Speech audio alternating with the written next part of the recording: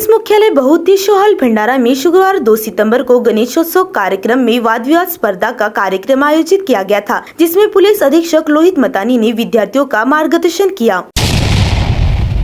आज गणपति उत्सव के बीच में जो वाद विवाद स्पर्धा पुलिस डिपार्टमेंट भंडारा पुलिस की ओर से रखी गई है, उसमें सभी पार्टिसिपेंट्स को मैं बहुत बहुत धन्यवाद देता हूँ। पहले कुछ पार्टिसिपेंट्स का मैंने स्पीच सुना था और बहुत ही बेहतरीन आप लोगों ने स्पीच दिया था, और अभी भी जब मैंने फीडबैक लिया तो मुझे जानने में आया कि बहुत से स्टूडेंट्स ने बहुत अच्छी तरीके से अपनी स्पीच को प्रेजेंट किया और टॉपिक के से रेलेवेंट ही बोला। आज का जो ये उपक्रम हम लोगों ने लिया है, भंडारा पुलिस ने लिया है, वो गणपति फेस्टिवल के इर्द गिर्द है।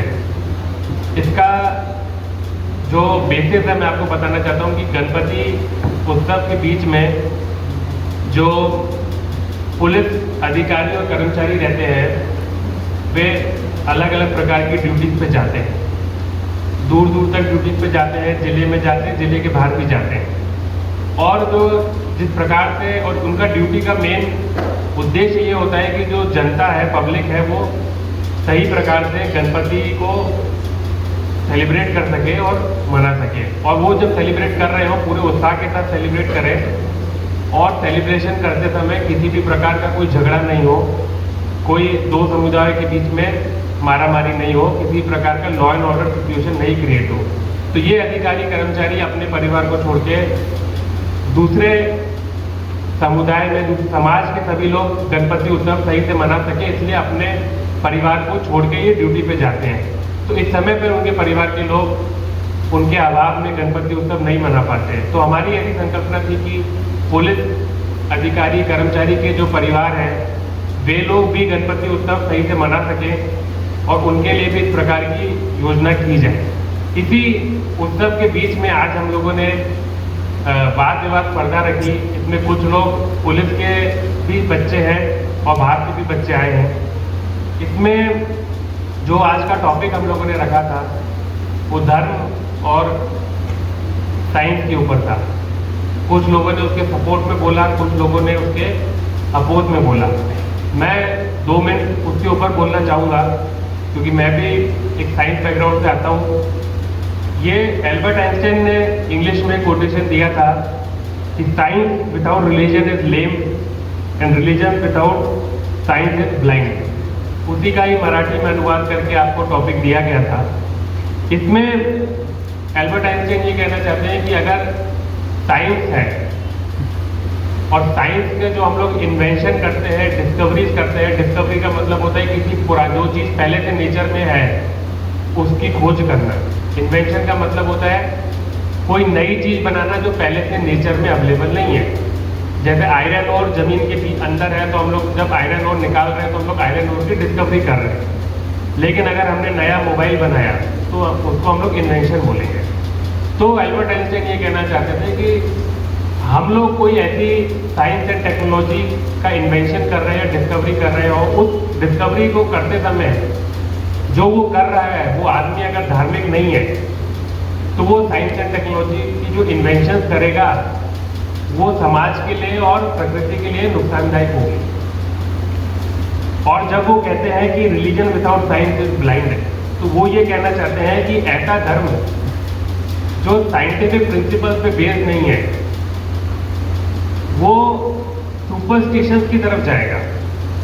वैसे धर्म का कोई मतलब नहीं। अब जैसे कि हम बोलते हैं साइंस विदाउट रिलीजन, जैसे कि हम लोग देखते हैं रिलीजन का सबसे इम्पोर्टेंट पार्ट क्या होता है? ये ट्रेडिशन और रिलीजन में एक फ़र्क होता है। ट्रेडिशन होता है कि जैसे हम लोग गणपति उत्सव मना रहे हैं, ये एक ट्रेडिशन है। दुर्गा उत्सव मना रहे हैं, ट्रेडिशन है। शादी जो लोग कर रहे हैं, ये ट्रेडिशन है। ये रिलीजन नहीं है। रिलीजन का सबसे इम्पोर्टेंट पार्ट है उस रिलीजन के प्रिंसिपल, उस रिलीजन से निकलने वाले एथिक्स और मॉरलिटी। वो रिलीजन हमको क्या सिखा रहा है, वो रिलीजन है। रिलीजन हर प्रकार के रिलीजन में एक मेन उसकी टेक्स्ट बुक होती है। जैसे हिंदू धर्म में भगवत गीता है, मुस्लिम धर्म में कुरान है, इसी प्रकार से क्रिश्चियनिटी में बाइबल है, सभी धर्म की एक रिलीजियस टेक्स्ट बुक है। ये टेक्स्ट बुक कहीं पे भी नहीं बताती, भगवत गीता कहीं पे भी ये नहीं बताती कि किस प्रकार से गणपति उत्सव मनाया जाएगा या किस प्रकार से आपको विवाह करना है, किस प्रकार से अलग अलग जो हम लोग डेली में जो हम लोग हिंदू धर्म को समझते हैं वो ये टेक्स्ट बुक नहीं बताती। वो बताती कि हमको अपना जीवन कैसे जीना है। तो ये एल्बर्ट आइंस्टाइन कहना चाहते थे कि जिनको ये बेसिक प्रिंसिपल्स नहीं मालूम, वो अगर साइंस एंड टेक्नोलॉजी की फील्ड में आगे बढ़ते हैं तो वो लोग प्रकृति का विनाश करेंगे। जिस प्रकार से हमने देखा कि बहुत सारे आतंकवादी हैं, वो बड़ी बड़ी साइंटिफिक यूनिवर्सिटी से पढ़े हैं, इंजीनियरिंग यूनिवर्सिटी से पढ़े हैं, और उसके बाद वो अपनी जो नॉलेज है उसको बॉम्ब बनाने में इस्तेमाल करते हैं। आज का जो बहुत बड़ा फील्ड है साइबर क्राइम का, ये साइबर क्राइम की जो नॉलेज है आज 18 साल से भी कम के बच्चों को बहुत ज़्यादा है। इतनी नॉलेज शायद पुलिस डिपार्टमेंट को नहीं हो, इतनी नॉलेज शायद एक अच्छे इंजीनियर को नहीं हो जितना 18 साल से कम के बच्चों को है। लेकिन क्योंकि उनको ये धार्मिक एथिक्स और वैल्यूज नहीं पता है या फिर उनके अंदर ये नहीं गए हैं, इसलिए वो इन साइबर सिक्योरिटी की जो नॉलेज है, कंप्यूटर साइंस की जो नॉलेज है, वो साइबर क्राइम करने में इस्तेमाल करते हैं। वो इस्तेमाल करते हैं कि कैसे दूसरों की वेबसाइट को हैक कर सकें, कैसे साइबर की नॉलेज को हम लोग यूज़ करके किसी से चीटिंग कर सकें। तो यही बता रहा है कि इतनी साइंस एंड टेक्नोलॉजी की ज़्यादा नॉलेज होने के बाद अगर उनको धर्म का ज्ञान नहीं है तो वो कैसे नुकसान कर रहा है। उसी प्रकार से जब वो बोलते हैं कि religion without science is blind, इसका मतलब है कि ऐसा धर्म जो साइंटिफिक प्रिंसिपल पे बेस्ड नहीं है वो धर्म नहीं है, वो केवल और केवल सुपरस्टिशन है, कुरीतियाँ हैं। जैसे कि हम अपने डेली के धर्म में देखते हैं, हम बहुत सी ऐसी चीज़ें करते हैं जिसको हम जानते भी नहीं कि हम लोग क्यों करते हैं। हम लोग ये सवाल नहीं करते कि ये धर्म है, ये हमारा ट्रेडिशन है, तो हम लोग ये चीज़ कर रहे हैं तो ये हम लोग क्यों कर रहे हैं, इसके पीछे का क्या कारण है, ये किस किताब में लिखा है, वो किताब में इसके पीछे क्या रीजनिंग है। ऐसी बहुत सी चीज़ें हैं और मैं ये कहने में हिचकूंगा नहीं कि हम लोग जो 95% चीज़ें हम लोग जो करते हैं वो सुपरस्टिशन ही है, वो धर्म नहीं है। इसलिए कहा जाता है कि धर्म ब्लाइंड हो गया। धर्म के ऊपर से वॉर लड़े जाते हैं, युद्ध लड़े जाते हैं, धर्म के लिए अलग अलग प्रकार के झगड़े होते हैं, तो वो धर्म नहीं है, वो केवल सुपरस्टिशन है। धर्म वही है जिसके हम लोग के पीछे के लॉजिक को हम लोग समझ सकते। इसलिए मैं आप सभी को एक निर्देश दूंगा या फिर एक रिक्वेस्ट करूंगा कि आप किसी भी जिस भी धर्म के हो उस धर्म की जो बेसिक किताब है उसको जरूर पढ़ें, उसको बार बार पढ़ें और उसको अपने जीवन में उतारें। फिर आप चाहे साइंस बैकग्राउंड के हो, चाहे कॉमर्स बैकग्राउंड के हो, चाहे आर्ट्स बैकग्राउंड के हो, आप उसके बाद जब उस धर्म की किताब को अपने जीवन में उतारेंगे, फिर आप अपने जीवन में जो भी करेंगे आपको सक्सेस तो मिलेगी ही मिलेगी, लेकिन आप एक अच्छे इंसान जरूर बनेंगे।